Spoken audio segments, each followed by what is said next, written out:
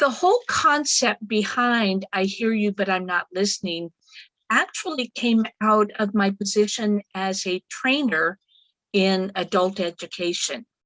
What I found is when the employer sends someone to be trained, they may or may not be engaged, and they may or may not care what they're listening to. Adults work all day, have to deal with children and households, and then they go to school at night. And sometimes it's just hard to keep people engaged. And it made me start wondering a little bit more about what it would take to have people be really good listeners. And I did a bunch of research, and I actually ended up writing a book called I Hear You, But I'm Not Listening, and I self-published it. And I ran out, gave away my last copy without keeping one. So how stupid was that? But I learned a lot in the interim. And today we're just going to talk about some of the things that inhibit our communication and listening skills so that we become aware of them. And by becoming aware of them, hopefully start to eliminate some of them from our behaviors. And in so doing, we're going to do a couple of exercises and hopefully have a good time. I'm going to encourage this to be a very interactive class. Feel free to ask questions as we go through. Feel free to have your screen on if you want to. It's just going to be a very fun, interactive class. Now, the first thing I want to talk about is just what it takes to listen in general. A lot of people think that listening and hearing are the same thing, and they're not. Just as an example, hearing is actually a physiological thing that happens. I'm using a clicker right now. And unless you are hearing impaired, you're listening to this and you're thinking, Betty, I'm being irritated, stop that. You can't stop hearing things unless, like I said, you're hearing impaired and you can take off your hearing devices. It is a physiological thing. If sirens go by, if children come through the room and they giggle and they interrupt, if there are dogs barking, all of those things will be heard by both you and the people with whom you're trying to communicate. Actually, though, listening is not physiological, it is psychological. You have to choose to engage your brain to listen. You have to choose whether or not you want to focus on the speaker's words, and it is totally a personal choice. You can tune people out. And sometimes it's okay, it's actually okay to do that. You think, oh my word, I would never do that. But think about it. Maybe your teenagers are off in their bedroom and they're giggling and having a good time. Do you need to listen to that? No. You can tune that out. Sometimes the television is yammering in the background. Do you need to listen to it? No, you really don't. You can tune it out. Your boss walks up to your desk and starts making vocalizations. That's not one you should tune out. That's probably one where you should engage your brain and choose to listen. So when you think about listening, you want to think about it as being an option. And when it is something that you think, yeah, this is something I ought to be doing, I ought to be listening, I ought to be getting better at being engaged in conversation, then JD mentioned in the chat during our warm-up time that you can actually practice for improvement, being the counter, being the grammarian. I'm in a Toastmasters club in the past with someone named Ann Barber. And Ann is hands down the world's best grammarian. She picks up on all kinds of wonderful things that people say. A few years back, there was a club that was sponsored by a club based out of India. And it was here in the United States. Almost all of the members of the club were Indian immigrants. And when they did the Marion reports, they truly focused on how well are you saying the English language. And it was maybe a 10-minute report because everybody was trying to learn English better. So those kinds of things can really help to develop your skills, but also trying to actually physically decide to listen and eliminate some of the distractions of life can also be very helpful to you. So what are some of those distractions that might be a barrier? Obviously, if there's a lot of noise and chaos going around you, if you can remove yourself from the noise and chaos, maybe go into a conference room, maybe close the door on your office, or maybe take it outside if you need to. Those kinds of distractions that are external noises, turn off the television, turn off the music, send your kids to their rooms if you need to, whatever is necessary. With so many of us working from home nowadays, the distractions tend to be a little bit different than they were 2 or 3 years ago. But did you know that you can also have distractions just on your desk? If you have poor lighting in your office or on your desk, that can actually be a distraction to listening. If you have a lot of chaos on your desk, if there's stacks of papers and books and those types of things, those pieces of paper can be a distraction to listening, because you're thinking you're listening and then all of a sudden you look over and you say, oh, there's the speech contest rule book that I just printed out. That's a distraction for me because it's sitting on my desk. So be aware that distractions come in both environment as well as external noises that can happen. When you're thinking about listening, it's really part of the whole communication cycle. And I'm sure you've all seen that little circle before where you talk about speaking, and then when someone is speaking, the listener has to choose to receive. And then once they've decided to choose to receive the communication, they have to comprehend what's being said. In order to comprehend, they have to provide feedback or ask for clarification. Sometimes someone will say something and communication doesn't really happen. For example, if you're in a meeting where there's a lot of technical information, I had to do some troubleshooting this morning with my internet service provider because things were coming out funky on my computer and I was getting all these pop-up boxes. And so I took a few minutes to contact my service provider, and he's trying to give me instructions on how to connect with him. And I already had it pulled up on my internet, and I already had the address partially typed in because I've had to communicate with them before. And he's having me go the long way instead of, I've already got the shortcut built. We were not communicating. And so I finally said, are you going to eventually get me over to the internet screen where I type in the CCM code?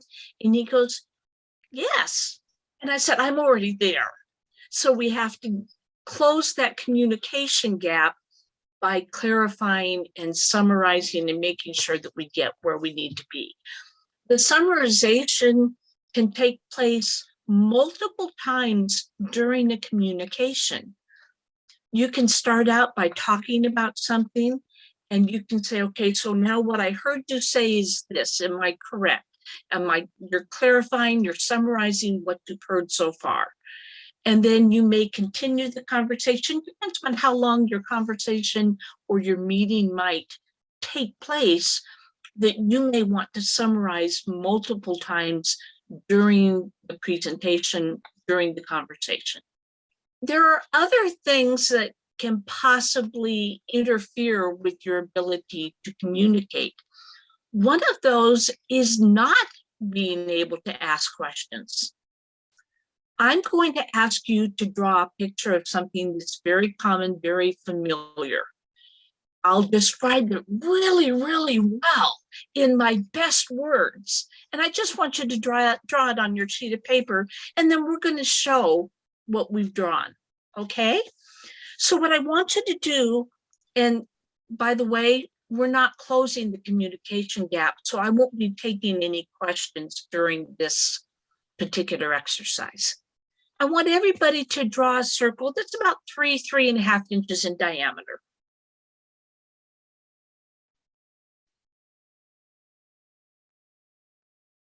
Now, in the lower third of the circle, I want you to draw an arc that reaches almost to the middle of the circle.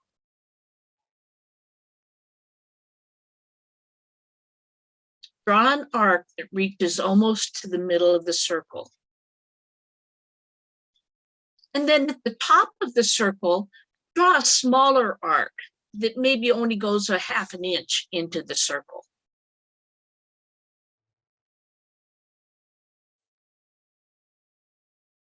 Once you have the two arcs drawn in your circle, then I'd like you to draw little hashtags or herringbone stripes along the edge of the arc.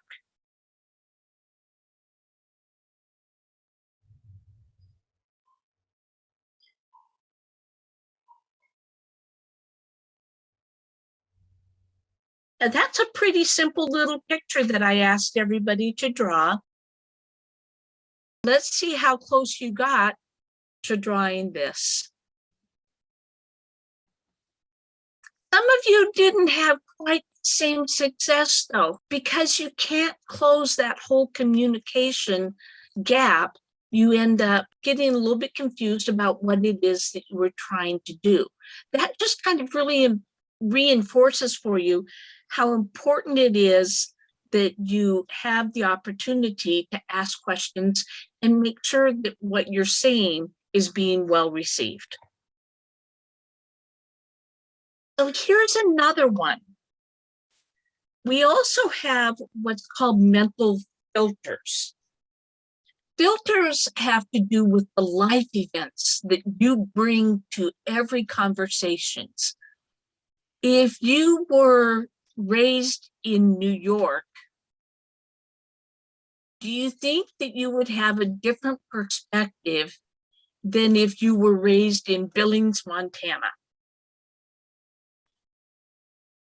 Life is way different in Billings, Montana than it is, or Boise, Idaho, or Merced, California, or even Flagstaff, Arizona.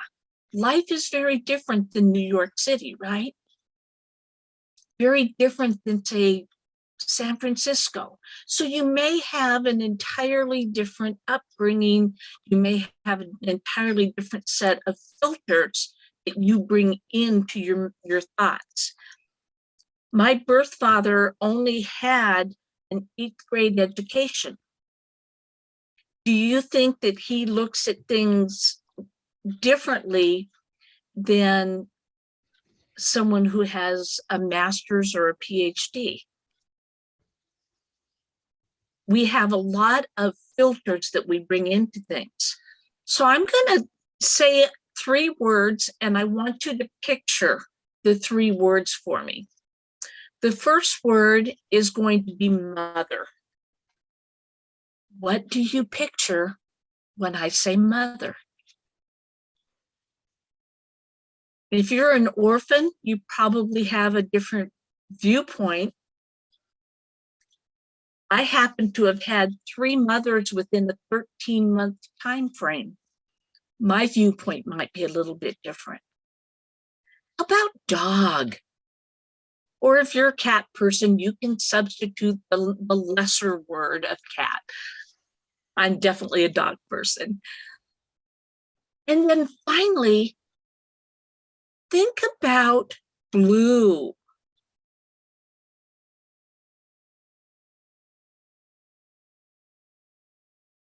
So here's what I just said. I said dog. That's a picture of Foster, my silky terrier. I currently have a poodle and a terrier mix. That's a picture of my mom taken just a couple months before she passed away at the age of 94. My mom did not give birth to me. She became my mother when I was 11 years old. My birth mother passed away, but she was my mother for a long, long time. And when I think of mom or mother, that's who I see. I don't really think about my birth mother because this is the mother that I grew up with. And when I say blue, man, there's just way too many shades, right? So you may think baby blue, periwinkle, royal blue, or Toastmaster blue. I don't know. But your personal filters are going to also impact how you hear things. I'll tell you another, and this is a true story.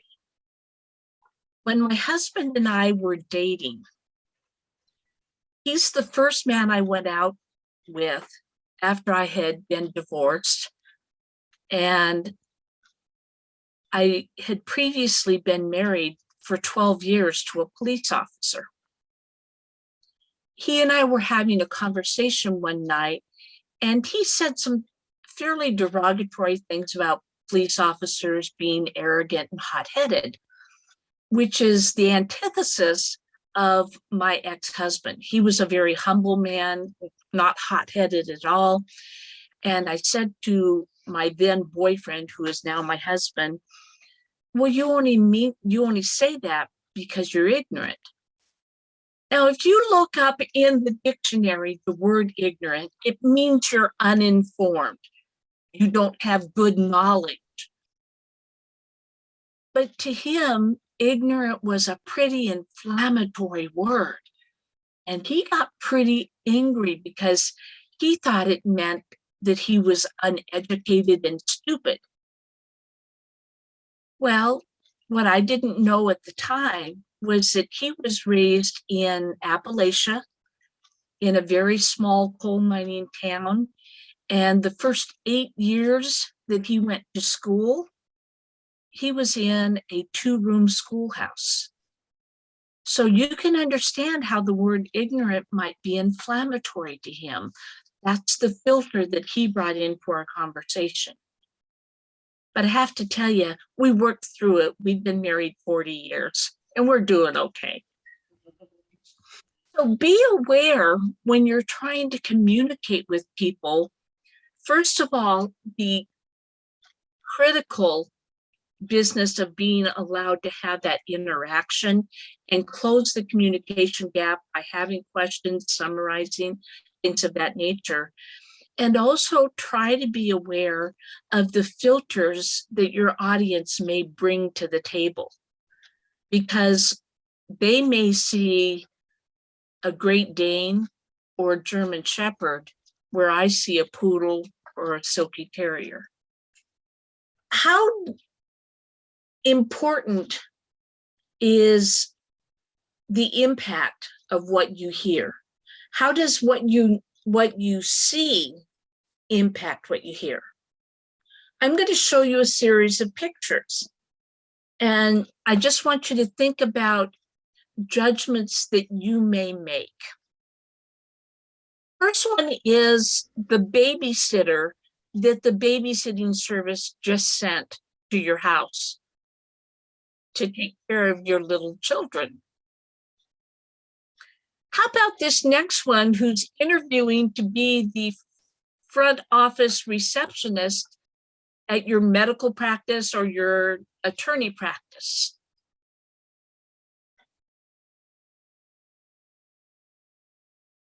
Or how about this one who's the school crossing guard? Do any of those pictures make you uncomfortable in the role? Yeah, they probably do, huh? Now, I'm going to be honest and tell you, I just pulled these from stock photos. some of us have prejudice against certain things. This is a little bit overdone as far as tattoos is concerned, as far as my personal belief is that's a little bit overdone. Mostly I don't mind tattoos on people. I think that maybe because I've grown as an older woman, I'm a little bit more conventional. And when I see women with full sleeves of tattoos on their arms, all I can think of is, wait till you get old like me and you have floppy arms. Are you going to feel good about that? I actually interviewed a young lady one time who had a tongue piercing. And as she was responding to my interviewing, she kept clicking her piercing against her teeth. It drove me nuts. And I ended up not hiring her. Not because I didn't think that she could probably do the job, but I didn't think that she'd fit in with me and my team because the clicking noise was so irritating. And then finally, now I don't have a picture of the old man that I had in mind, but I also worked for a period of time with an older man who looked pretty scruffy like this.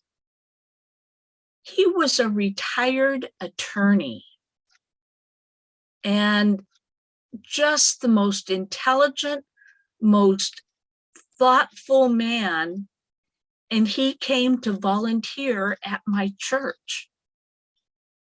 And he was working in the food bank with me, and he was like the nicest, very intelligent, kindest person, but he looked a lot like this picture. He was a scruffy puppy. And sometimes we make judgments. So my caution here is, how does what you see impact what you hear? We want to try to make sure that we get past communication roadblocks from just not listening. The next roadblock is listening to reply or respond, not listening to the whole message. Have you ever been in a conversation with someone who completes your sentence for you? Happens a lot with some people. Again, another story here. When I was a little girl, Jimmy Oldham, my neighbor, stole my bicycle. And we lived in kind of a little hilly neighborhood, and Jimmy was riding my bicycle up and down the street. I was trying to chase him and get my bicycle back. And I fell down in the gravel on the side of the road, and I cut my knee really, really bad, and I had to have stitches, and it was awful. Now, how many of you were thinking about your bicycle story or your falling down story or the time you had to get stitches? If you're honest, probably most of you were thinking about your story. It's a natural thing to do. We're thinking to reply or to tell our story. Well, why is it important sometimes to just listen? Probably most of us that are adults have had our heart broken once or twice or 20 times. But when your 13-year-old wants to tell you about having their heart broken, they don't want to hear your story. They don't care about your story. They just need you to listen. When your employee tells you that the reason that they've been late for the last 4 days to work because life is really, really a mess right now, they're so busy, they have so many distractions, whatever, they need you to listen, not think about how far behind your whole team is because you have an employee that's running late all the time. So it's important that we really stop and listen and try to filter out our own personal stories, our own personal needs when the timing is correct. Does anybody have something that they want to add to this? Maybe a circumstance that they had that got in the way because they didn't follow this? Betty, this is Michael. Yes, Michael, please. It's interesting because we get a triggered empathetic response to some of these. Mhm.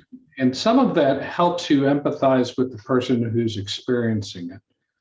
So I think hearing your inner voice is one thing, but you're absolutely right. The last thing a person wants is you telling your story when they're telling theirs.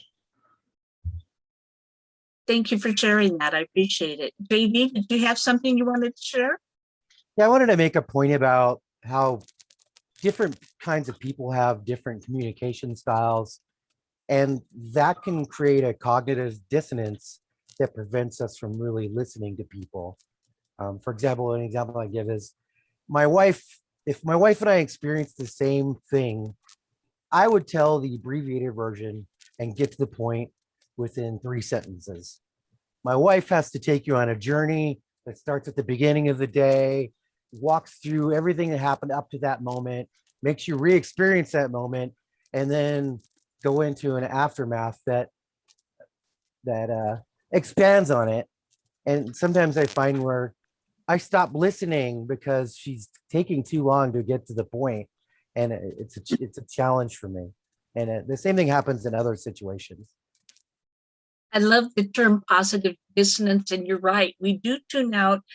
My husband says I have a story for everything, and you've already heard that I do. So he tunes me out sometimes, and it's frustrating to me. I have to learn to communicate more succinctly with him. So what we want to do when we're having communication is to think about how we're responding if we're the listener. I always suggest to people that when you're in an in-depth conversation, when the other person stops talking, it's a good idea to count to 5, 7, 10, depending upon how quickly you count, but just mentally do a count before you speak. That gives them the opportunity to continue if they were just pausing to have a thought there. And then you can do mental arguments, but as you're doing those mental arguments, if you give them enough time to finish their thought, they may have already come around and come full circle, and you don't need to make the argument at all. It's a really important thing to really pause when you're in the listening mode. Sometimes there's going to be additional points made. Sometimes you may mentally question something or flat out disagree with them.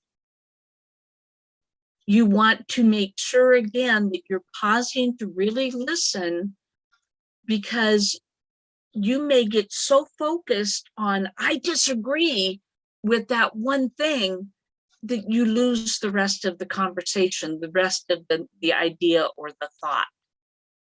So it's really important as a listener that you check yourself and make sure that you're not having all of this mental activity going when you're supposed to be listening. Because you have a responsibility as a listener to try to do these things. The mental arguments, the disagreement, the comeback that you want to give, that comes during the open discussion after you have thoroughly invested yourself to be the listener. Now you've heard the complete thought that somebody's trying to make. That's when you can go on and ask for clarifying questions. We never want to attack in a conversation. We want to ask for additional information, clarifying questions. Sometimes it's even good to say, tell me why you feel it's important to do thus and such. And really try to get to their thinking. Maybe you're not so far apart after all. In closing the entire communication process, you can restate what you have heard. What I heard you say, JD, is that sometimes when your wife runs on and on, you just want her to get to the point because you're a busy man and you want to get going. Is that what you were really trying to say? And then JD can come back to me and say, no, Betty, you missed it all together. What I was really trying to say was blop. And he has an opportunity to clarify. Go ahead, JD. Usually when that happens, she's interrupting something I'm doing to tell this elaborate story. And I don't really need to hear every little detail. For me, I'm more of just the facts kind of person. Yeah, except if the whole point is for me to tell a story, then I'll do what she does every single conversation. But yeah, usually it's because I was in the middle of something and I'm still doing that thing and I'm waiting to get back to it, and she's just going on and on and on about something, and I don't know, it's just a difference in communication styles. But I realize I'm part of the problem because I have to, when I don't listen, it makes her mad, and then I have to deal with that. So it's really better if you can just find a way to pause whatever you're doing and work it out. That's absolutely correct. And I think that's what I'm trying to make this point here is, okay, so what I heard you say is this, and then it's okay when somebody is trying to tell you something. If this isn't a good time for you to be a good listener,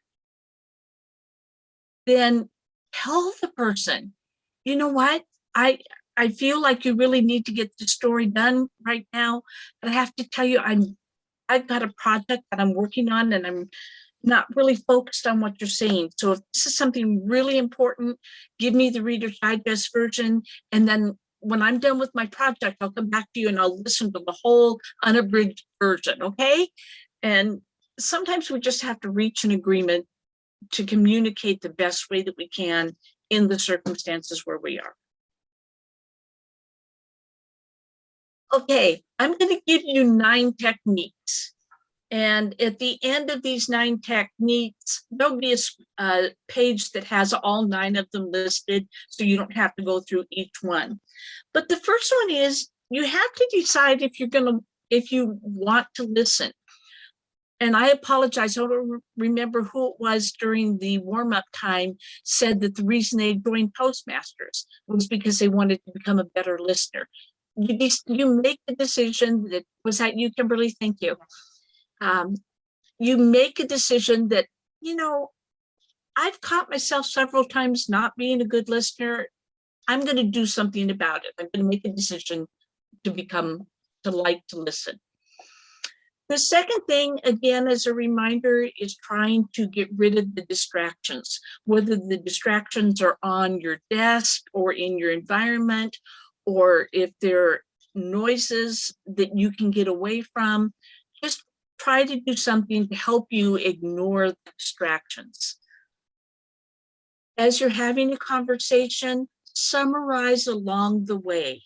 That helps people make sure that they're getting the key points, they're getting the main ideas, because you're summarizing together along the way. You want to tame your emotions. You're bringing your own personal filters into the listening. Just like Bert had an emotional reaction when I told him he was ignorant, meaning he was uninformed about police officers in general and their demeanor. And he took that entirely out of my context and put it into his own. We want to tame our emotions, try to keep them within check so that they don't influence the outcome of the ability to communicate. We want to eliminate hasty judgments. The curmudgeon picture that I showed you of the guy that was similar to the one that worked at my church food bank with me. When I first saw him, I thought he was homeless, and I thought that he was probably going to be stealing all of our food and all of the things that we had set aside. And I had to check myself and say, Betty, he's here for a reason. He's here to serve. Find out more. Don't make a judgment based on the outer coverings. And that's when I found out he was a retired attorney, and his wife kicked him out of the house because he was home too much and told him to go find him something to do.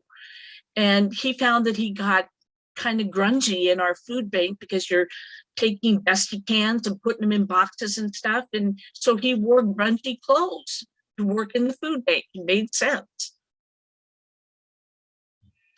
Try not to interrupt, no matter how good your story is that goes along with the story you're listening to. Try not to interrupt and tell your story, but to fully listen, and because somebody's trying to tell you something that's important to them. Your story doesn't matter to them. Their story is important to them. So you don't ever want to interrupt someone just to give your point of view. You want to be as open and willing to listen as you possibly can.